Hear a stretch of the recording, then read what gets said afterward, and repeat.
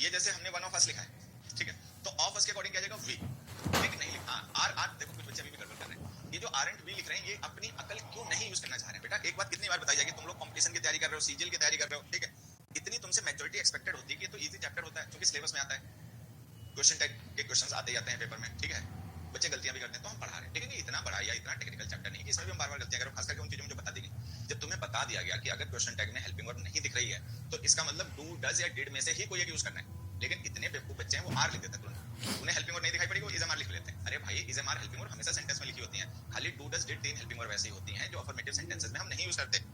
बात सीधे से समझ में नहीं आती है? सीखोगे इंग्लिश, तैयारी करोगे सीजीएल की और इतना भी चीजों को समझ नहीं पाओगे, याद नहीं रख पाओगे तो कैसे काम चलेगा। तो one of us invited them, didn't we, didn't we, बस हो गया। अब छोटा सा तो है, नेक्स्ट हो जाओ। One of the students didn't do the homework. One should feel proud of one's parents. One of the students didn't do the homework. कि students में से एक ने homework नहीं किया. And one should feel proud of one's parents. One of the students didn't do the homework. One should feel proud of one's parents. अब देखो पहले वाला तो आसान है. One of the students didn't do the homework. ठीक है. तो यहाँ पर तो हमें क्या करना है? The students के अकॉर्डिंग प्रोनाउन यूज कर लेना है. इसके अकॉर्डिंग they यूज होगा तो हम क्या लिख देंगे? One of the students didn't do the homework. तो हमारा आंसर क्या हो जाएगा? Did they? One of the students didn't do the homework. Did they? तो ये हमारा क्वेश्चन हो गया पहले का. अब नेक्स्ट में आते हैं. नेक्स्ट में लिखा हुआ one should feel proud of one's parents.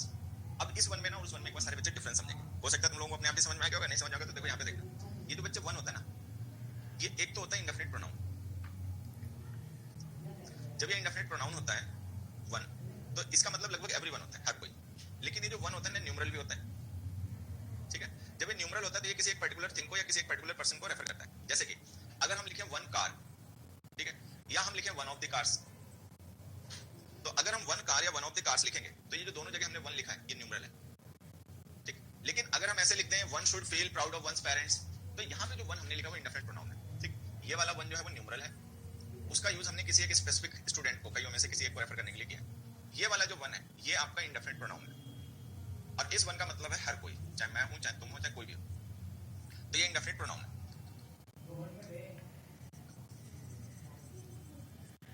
ठीक, अब ध्यान ये रखना है कि ये जो इंडेफिनिट प्रोनाउन होता है ना बच्चे हमारा, अगर हम कभी किसी सेंटेंस में इसको यूज करें तो हम इसको किसी पर्सनल प्रोनाउन से स्विच या रिप्लेस नहीं कर सकते. इसके सारे केसेस अपने खुद के होते हैं जो हमने प्रोनाउन में पढ़ा भी था. ठीक है, तो जैसे हमने यहाँ पे वंस लिखा वो इस वन के लिए लिखा, तो कंफर्म हो गया कि वन इंडेफिनिट प्रोनाउन है. तो अगर हम वन न्यूमरल को कभी सेंटेंस में यूज करेंगे तब तो नहीं, लेकिन अगर हम वन इंडेफिनिट प्रोनाउन को कभी सेंटेंस में यूज करेंगे तो उस स्टेटमेंट का जो क्वेश्चन टैग बनेगा उसमें भी सब्जेक्ट वन ही यूज किया जाएगा. ठीक, तो जैसे हमने लिखा one should feel proud of one's parents, तो इसका क्वेश्चन टैग बनेगा शुडंट वन, शुडंट वन, ये क्वेश्चन टैग बन गया. ठीक है, अब दो क्वेश्चन में तुम लोगों के मैं लिखता हूं अपने आप, इनके आंसर्स मुझे बताना. ए बी हो गया. सी क्वेश्चन देखो, वन, ठीक है, one must keep one's word. ठीक है, तीसरा मैंने लिखा वन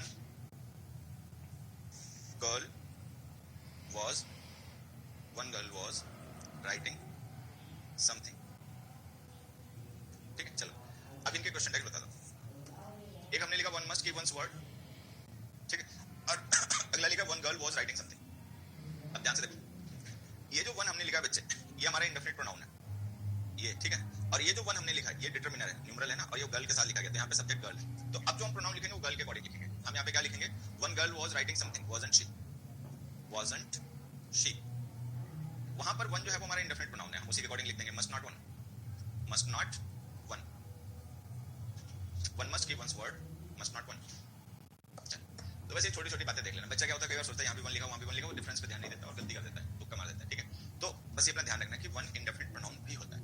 अगर वन इंडेफिनिट प्रोनाउन होगा तो हम क्वेश्चन टैग में इसी को यूज करेंगे. ठीक है, और ये हमने प्रोनाउन में पढ़ रखा है तो वो हमें याद भी होगा. फर्स्ट में कहाँ पे बेटा डिड होना चाहिए? सर फर्स्ट में डिड ही होना चाहिए ना. देखो देखो देखो, अभी तुमने बात नहीं समझी. इससे पहले भी हमने क्या पढ़ा था कि अगर हम कभी भी पार्ट और टोटल को यूज करें किसी सेंटेंस में, जैसे हमने लिखा वन ऑफ देम, ठीक है, और इसके लिए हमें क्वेश्चन टैग यूज करना है, तो हम बताओ क्या यूज करेंगे? ही नहीं यूज कर सकते ना. ही इसलिए नहीं यूज कर सकते क्योंकि जब हम ही लिखते हैं तो इसका मतलब वो पर्सन हमें पता है. मस्ट नॉट लिखा जाता है क्या? अरे घोंचू बहुत मारूंगा समझा. पूछ रहा है मस्ट नॉट लिखा जाता है क्या? नहीं लिखा जाता. क्यों लिख? भाई मेरे प्यारे बच्चे एक चीज बता, ठीक है,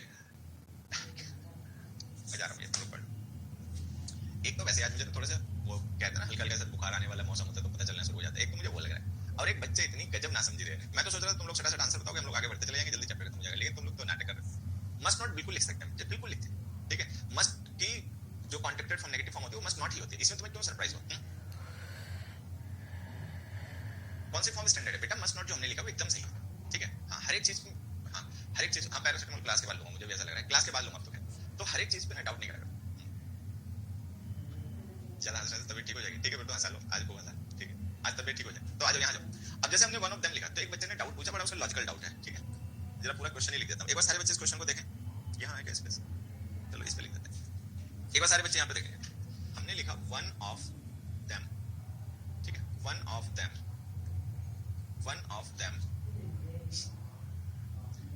हैज इन्फॉर्म्ड द पुलिस, ठीक है। क्वेश्चन टैग लिखो सारे लोग, one of them has informed the police, question tag लिखा सारे लोग।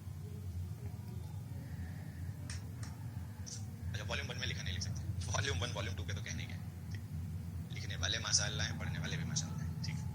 वो किस तरह पे स्टक हो जाती है बुक, ठीक है। लेकिन चल लिखा है तो फिर उन्हीं से पूछना भी क्यों लिखते हैं, क्या सोच के। अब जैसे हमने लिखा one of them has informed the police, ये जो डेंट लिख रहे हैं इनके बहुत तेज थप्पड़ लगेगा, ये जो डेंट लिख रहे हैं ना इनके इतनी तेज लगेगा ना, ये चिल्लाएंगे कहते अकल पे छाई है क्या, पूरी क्लास का मजाक बना के रखोगे। One of them has informed the police हमने लिखा। अब बच्चा सोच रहा है कि हम ये क्यों ना लिख दें कि भाई one of them has informed the police लिखा है। अब इसका क्वेश्चन टैग तो देखो क्या बनेगा, इसका क्वेश्चन टैग बनेगा बच्चे हैवंट दे, ठीक है। जब यहाँ पे दे लिख दोगे ना तो फिर हैज नहीं लिख पाओगे, तो हैव लिखना पड़ेगा, तो हमने लिखा हैवंट दे, ठीक। आंसर तो ये है। अब हैजंट नहीं आएगा बेटा, जब देखो वो स्टेटमेंट है उसका सब्जेक्ट वन है जो कि सिंगुलर है, तो हमने वर्ब हैज लिख दी, ठीक है। ये क्वेश्चन टैग है, इसका सब्जेक्ट दे है जो कि प्लुरल है, तो हम हैज नहीं लिख पाएंगे, हैव लिखेंगे। ये कॉमन सेंस होता है, अपने आप यूज कर लिया करो ना, कोई बताए तो भी। तो आंसर तो है हैवंट दे, ना हैजंट ही है ना हैजंट दे, हैजंट दे तो हो ही नहीं सकता, वो यूज कर लिया करो, ठीक है। तो आंसर हो गया हैवंट दे। अब बच्चे का जो डाउट था वो ये था कि हम हैजंट ही क्यों ना लिखें, क्योंकि वन ऑफ देम उनमें से किसी एक ने बताया पुलिस को, तो अगर किसी एक ने बताया, ठीक है, तो फिर तो हमें ही लिखना चाहिए। एक से ज्यादा होते हैं तब हम दे लिखते हैं ना, एक है तो ही लिख दें, लेकिन वो हमें पता नहीं ना कौन है। अगर हमें पता होता वो कौन है तो हम ही लिखते। भाई देखो ही शी जो होते हैं थर्ड पर्सन के प्रोनाउन होते हैं, अगर हम ही यूज कर रहे हैं तो इसका मतलब वो पर्सन जिसके लिए ही यूज किया गया वो स्पेसिफिक है, और अगर सी यूज कर रहे हैं तो इसका मतलब वो स्पेसिफिक है, ठीक है। लेकिन वो स्पेसिफिक तो है ही नहीं, इनमें से कोई एक है। अगर वो स्पेसिफिक होता और हमें पता होता ये वाला है तब हम सीधे बता ही देते कि Mohan has informed the police, Sohan has informed the police, ठीक है। तो बात समझ में आ रही है बेटा? तो हैवंट दे ही लिखना, हैजंट ही मत लिख देना। हैजंट ही का मतलब ये हो जाएगा कि ही जिसके लिए हम यूज कर रहे हैं हमें पता है वो कौन है, हमें नहीं पता, बस हमें ये पता है इन्हीं में से किसी एक ने किया। बात समझ में आ रही है? हाँ तो ये कॉमन सेंस यूज कर लिया करो, इसमें भी कंफ्यूज हो जाते हो, सोचने की आदत नहीं डालते ना, इस वजह से ऐसा होता है। तो ये जो हमने लिखा ना बच्चे one of the students didn't do the homework, तो डिड दे लिखो, अभी हमें पता नहीं ना वो कौन सा स्टूडेंट है, जब पता चल जाएगा तो हम ही से लिख देंगे। चलो नेक्स्ट आ जाओ। तो यहाँ पे हमने क्या पढ़ा कि वन इंडेफिनिट प्रोनाउन अगर कभी किसी स्टेटमेंट में लिखा हो तो क्वेश्चन टैग में उसका ही यूज करना, लेकिन अगर वन न्यूमरल लिखा हो तब मत लिख देना। अगर वन न्यूमरल लिखा होगा तो इस तरीके से क्वेश्चन टैग बनाने पड़ेंगे। नेक्स्ट में that was not approved by the members, that girl has qualified the main examination,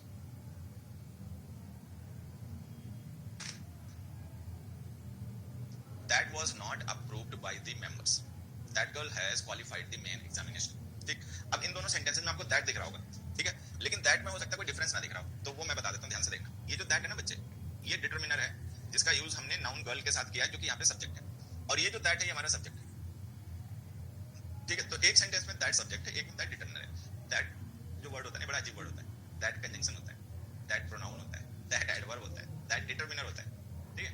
तो पहले वाले सेंटेंस में हमने दैट लिखा है वो सब्जेक्ट है, प्रोनाउन है मतलब, ठीक है। दूसरे वाले में जो हमने दैट लिखा है, ठीक है, वो आपका डिटरमिनर है और गर्ल वहां पे सब्जेक्ट है। अब हमें इनके क्वेश्चन टैग्स बनाने हैं, तो क्वेश्चन टैग से पहले एक बेसिक बात समझ लो। मान लो कभी हम कोई ऐसा सेंटेंस लिखें जिसका सब्जेक्ट हो दिस या दैट, या हो दिस दोस, तो जब हम उसका क्वेश्चन टैग बनाएंगे तो क्वेश्चन टैग में हम क्या सब्जेक्ट यूज करेंगे? क्या दिस या दैट लिख देंगे? तो आंसर है नहीं। अगर हमारा सब्जेक्ट दिस और दैट हुआ तो हम क्वेश्चन टैग लिखेंगे इट, क्वेश्चन टैग में सब्जेक्ट लिखेंगे इट। और अगर हमारा सब्जेक्ट हुआ स्टेटमेंट का दिस और दोस तो क्वेश्चन टैग में हम यूज करेंगे दे। तो अगर दिस या दैट प्रोनाउन हमारे स्टेटमेंट में सब्जेक्ट हो तो उनके लिए क्वेश्चन टैग बनाते समय हम सब्जेक्ट यूज करेंगे इट। दिस और दैट दोनों सिंगुलर होते हैं इसलिए लिखते हैं, ठीक है। दिस और दोस अगर हमारे सब्जेक्ट्स हो, ये डेमोंस्ट्रेटिव प्रोनाउन होते हैं, ध्यान रखना, ठीक है। तो इनके लिए हम क्वेश्चन टैग यूज करेंगे दे, ये ध्यान रखनी है। तो अब जैसे यहाँ पे लिखा that was not approved by the members, तो क्वेश्चन टैग बनाना है। स्टेटमेंट पहले से नेगेटिव है, क्वेश्चन टैग पॉजिटिव बनेगा वाज इट, वाज इट, ठीक है। नेक्स्ट में जब that girl has qualified the main examination, that girl, तो यहाँ पे दैट डिटरमिनर है, सब्जेक्ट नहीं, सब्जेक्ट गर्ल है, तो गर्ल के अकॉर्डिंग शी लिख देना, ठीक है, हैजंट शी, ये हो गया, ठीक है। चलो दो क्वेश्चन फिर भी प्रैक्टिस के लिए मैं लिख रहा हूँ, तुम्हारी प्रैक्टिस के लिए अपने आंसर बताना। Question C, these are my shoes, ठीक है, दीज शूज आर टैग्स मैंने लिखे, दोनों के क्वेश्चन टैग्स बनाए सभी लोग जल्दी से। These are my shoes, these shoes are mine। सी में क्या आएगा, डी में क्या आएगा, जल्दी से आंसर बताओ।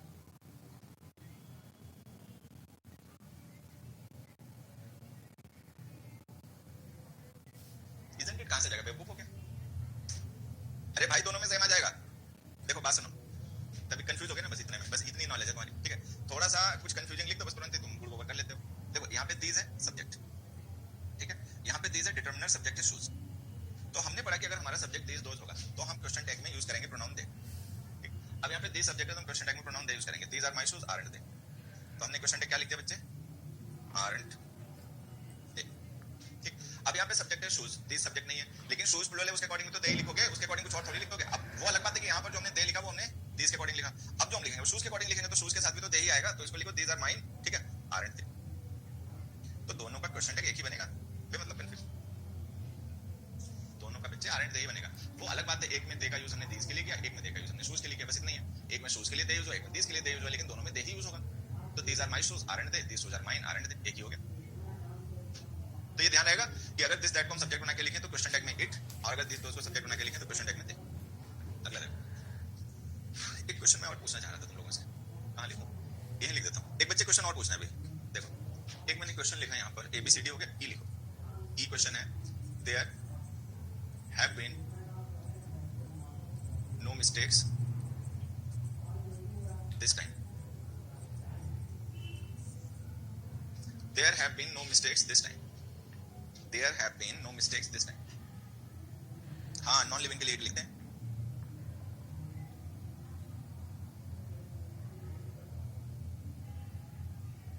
एक बार आंसर बताएं सभी बच्चे, there have been no mistakes this time।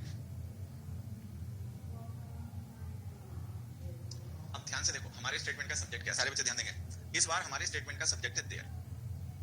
Verb में हमने पढ़ा था ना कि देयर इंट्रोडक्टरी सब्जेक्ट होता है, कोई रियल सब्जेक्ट नहीं होता है, सब्जेक्ट को इंट्रोड्यूस करने के लिए लिखा जाता है। तो सेंटेंस का सब्जेक्ट देयर है जो कि किसी मेन सब्जेक्ट को इंट्रोड्यूस कर रहा है।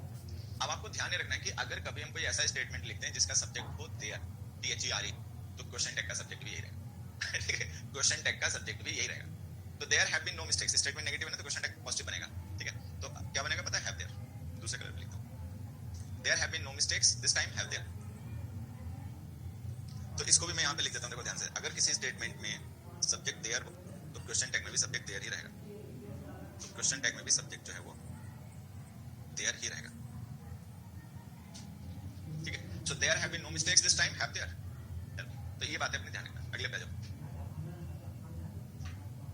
बीन नहीं, बीन मेन वर्ब है बेटा, बीन मेन वर्ब है। जैसे हमने लिखा there have been no mistakes, तो बीन हमारी लिंकिंग वर्ब है, मेन वर्ब है, हैव हेल्पिंग वर्ब है। और वैसे भी मान लो कोई स्टेटमेंट हो ना, अगर उसके साथ दो हेल्पिंग वर्ब हो तो पहले वाली helping verb question tag use होती है, ये भी ध्यान रखना, ठीक है। पहली बात तो वहां पे बीन हेल्पिंग वर्ब है ही नहीं, मेन वर्ब है। और दूसरी बात, अगर हैव भी हेल्पिंग वर्ब हो, बीन भी हेल्पिंग वर्ब हो, तो पहले वाली helping verb question tag use होती है।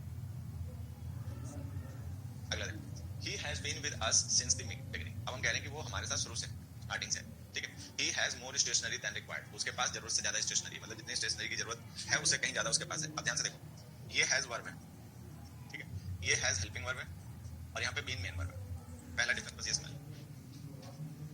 तो एक सेंटेंस में हैज हेल्पिंग वर्ब है, एक सेंटेंस में हैज मेन वर्ब है। जिस सेंटेंस में हैज हेल्पिंग वर्ब है उसमें तो सीधे हैज को क्वेश्चन टैग में लिख दो क्योंकि वो हेल्पिंग वर्ब है। He has been with us since the beginning, hasn't he. तो इसका क्वेश्चन टैग क्या बनेगा बच्चे, हैजंट ही। दूसरे में जब यहाँ पर हैज हेल्पिंग वर्ब होता है ना तो हम यहाँ भी यही लिख देते हैं हैजंट ही, लेकिन ध्यान से देखो हेल्पिंग वर्ब नहीं है, ठीक है। तो अगर ये हेल्पिंग वर्ब नहीं है तो क्वेश्चन टैग में तो हमें हेल्पिंग वर्ब भी लिखनी पड़ती है। तो अगर ये हेल्पिंग वर्ब नहीं तो हम क्या लिखें, ठीक। तो हमने क्या पढ़ा था कि अगर किसी सेंटेंस में हेल्पिंग वर्ब ना लिखी हो, ठीक है, तो इसका मतलब वो सेंटेंस आपका प्रेजेंट इंडेफिनिट या पास्ट इंडेफिनिट टेंस का है, वहां पर आपको डू, डज या डिड इनमें से किसी एक हेल्पिंग वर्ब का यूज करना पड़ेगा। अगर सेंटेंस में वर्ब की बेस फॉर्म लिखी हुई है तो हेल्पिंग वर्ब डू यूज करनी पड़ेगी। अगर सेंटेंस में वर्ब की सिंगुलर फॉर्म लिखी हुई है, ठीक है, तो आपको हेल्पिंग वर्ब डज यूज करनी पड़ेगी। अगर सेंटेंस में वर्ब की सेकंड फॉर्म लिखी है तो हेल्पिंग वर्ब डिड लिखनी पड़ेगी, ठीक। तो अब ध्यान से देखो, यहाँ पे हमने हैज लिखा है, जो हैज है ये वर्ब की फर्स्ट फॉर्म है सिंगुलर नंबर वाली, ठीक। तो हमें हेल्पिंग वर्ब लिखनी पड़ेगी does. He has more stationery than required, doesn't he, doesn't he, ये हमारा आंसर, ठीक। अब दो क्वेश्चन तुम लोगों के लिए और लिखता हूं, आंसर बताएंगे सर बच्चे। एक क्वेश्चन है बच्चे सी, they had already arrived, they had already arrived, they already had money। चलो already arrived and they already had money.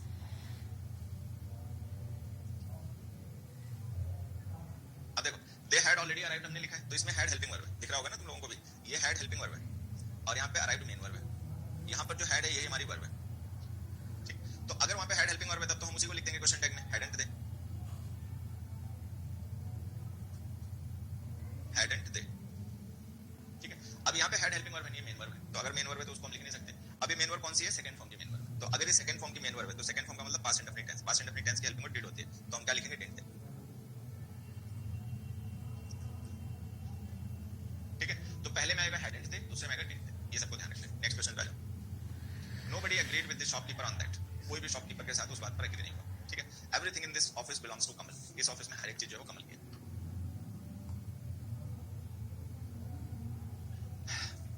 आसान है, देखो देखो पहले समझ लेने एक बार सारे बच्चे, अगर हमारे स्टेटमेंट में everybody, nobody, anybody, somebody etcetera, ठीक है, ये वर्ड्स अगर हमारे सब्जेक्ट हो सेंटेंस में, ठीक है, तो इनके लिए आप क्वेश्चन टैग यूज करेंगे दे, ठीक। लेकिन अगर मान लो हमारे स्टेटमेंट में सब्जेक्ट हो एवरीथिंग, ठीक है, नथिंग, समथिंग, ठीक है, एनीथिंग एटसेट्रा, तो हम क्वेश्चन टैग में यूज करेंगे इट। तो ये जो हमारे इंडेफिनिट प्रोनाउंस होते हैं ना बच्चे, इनका थोड़ा सा अपना ध्यान रखना है कि अगर हमने everyone, everybody, someone, somebody, no one, nobody इनका यूज सेंटेंस में किया हो तो हम स्टेटमेंट में क्वेश्चन टैग में यूज करेंगे दे, ठीक। अगर हमने नथिंग, समथिंग, एनीथिंग, एवरीथिंग का यूज किया तो हम यूज करेंगे इट, ये बेसिक ध्यान रखना है। तो यहाँ पे नोबडी लिखा हुआ है, स्टेटमेंट नेगेटिव है, क्वेश्चन टैग पॉजिटिव बनेगा, nobody agreed with the shopkeeper on that, did they, तो नोबडी के लिए हमने डिड लिख दिया, अब स्टेटमेंट नेगेटिव था तो क्वेश्चन टैग पॉजिटिव बना दिया, डिड दे, ये हमारा आंसर होगा, ठीक है। डिड दे क्यों लिखा बेवकूफ, डिड दे स्टेटमेंट नेगेटिव है, नोबडी दिख नहीं रहा इतना मोटा मोटा, यहाँ पे नोबडी लिखा हुआ है, डिड दे। अगले में जो everything in this office belongs to Kamal, statement positive है तो क्वेश्चन टैग नेगेटिव बनेगा, और ध्यान से देखो प्रेजेंट इंडेफिनिट टेंस है, ठीक, तो हम क्या लिखेंगे, डजंट इट, डजंट इट, तो हम लिख देंगे everything in this office belongs to Kamal, doesn't it, हो गया। चल दो प्रैक्टिस क्वेश्चंस लिख रहा हूं, जल्दी से आंसर बता देना। C, question C, nothing lasts forever, nothing lasts forever, हमेशा तो कुछ भी नहीं रहता, ठीक है। अब तीसरा, एक अगला, somebody has broken the chair, answer, nothing lasts forever, does it, exactly। अब आए ना लाइन पे, तो अब देखो प्रेजेंट इंडेफिनिट टेंस है तो हम डज हेल्पिंग वर्ड यूज कर लेंगे, नथिंग लिख दिया तो नेगेटिव हो गया, क्वेश्चन टैग पॉजिटिव बनाना पड़ेगा, तो हम लिखेंगे does it, nothing lasts forever, does it, ठीक है। somebody has broken the chair, haven't they, ठीक है। ही सी क्यों नहीं लिख पा रहे, समझ में आ रहा है ना, क्योंकि हमें एग्जैक्टली पता नहीं वो पर्सन कौन है, अननोन है, इंडेफिनिट है। Next question, there are no wild animals in this jungle, there lies the book that you are looking for. इनमें से पहले वाला तो अभी हमने डिस्कस ही कर लिया था, दूसरे वाले को देखना है, ठीक है। अब हमने लिखा there are no wild animals in this jungle, तो क्वेश्चन टैग इसका क्या बनेगा, आर देयर,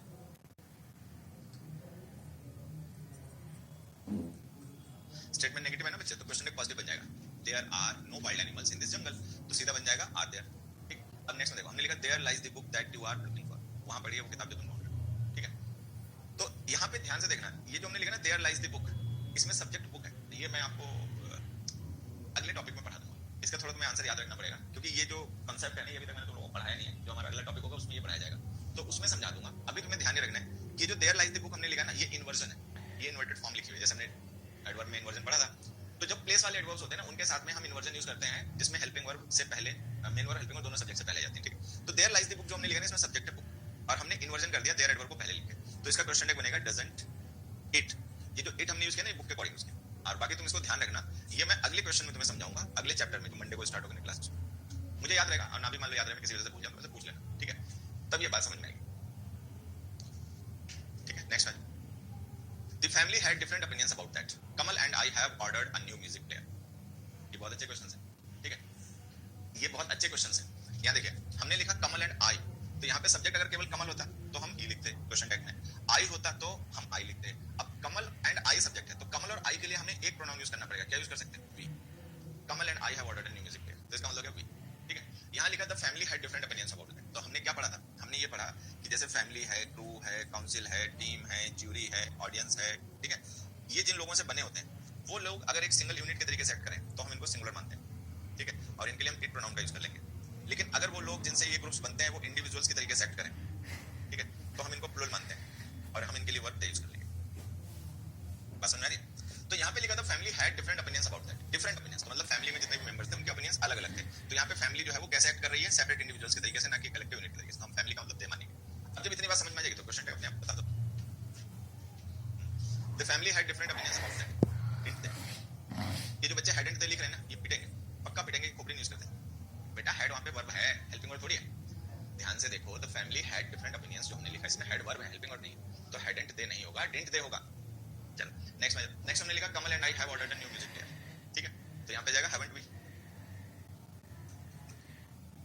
हैवंट वी, ये हो गया। अब दो क्वेश्चंस में तुम लोगों के लिए लिख रहा हूँ, अपनी तरफ से प्रैक्टिस करके आंसर बताना। सी क्वेश्चन है, सी क्वेश्चन है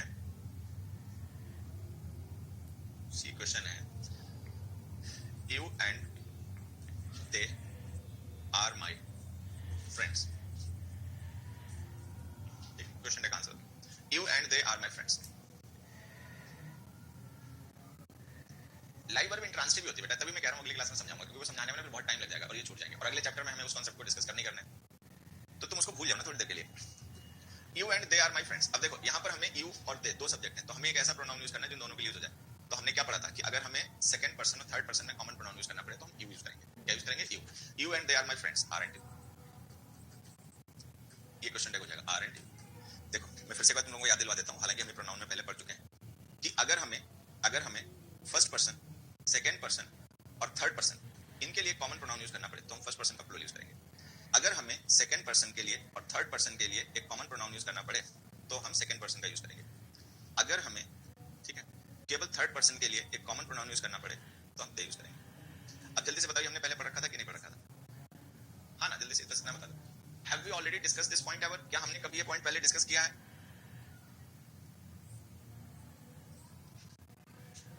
किया है ना, तो बस उसको यूज कर लो, उसको यूज कर लो भाई। यू लिखा है, दे लिखा है, यू सेकंड पर्सन है, दे थर्ड पर्सन है, तो हमें एक प्रोनाउन यूज करना है जो सेकंड और थर्ड पर्सन के लिए कॉमन यूज हो जाए, तो सेकंड पर्सन यूज होगा फिर तो। अब यहाँ पे देखिए फर्स्ट था और थर्ड पर्सन था, आई फर्स्ट पर्सन था, कमल थर्ड पर्सन था, तो हमें फर्स्ट और थर्ड पर्सन के लिए कॉमन प्रोनाउन यूज करना था। तो जहां पर भी फर्स्ट पर्सन होगा इन्वॉल्व, वहां तो कॉमन प्रोनाउन फर्स्ट पर्सन का ही यूज होगा हमेशा, ठीक है। हाँ, और एक कह रहा है ना, पढ़े नहीं होगा, लेक्चर नहीं मिस कर देगा। आधे तो ऐसे है कि आधा लेक्चर देखा, आधा छोड़ दिया, ठीक है। किसी चैप्टर में 6 क्लासें हुई तो 2 पढ़ी, 4 छोड़ दी, 4 पढ़ी, 2 छोड़ दी, तो ऐसे हैं वो तो परेशान रहेंगे, ठीक है, उनका तो कुछ हो नहीं सकता।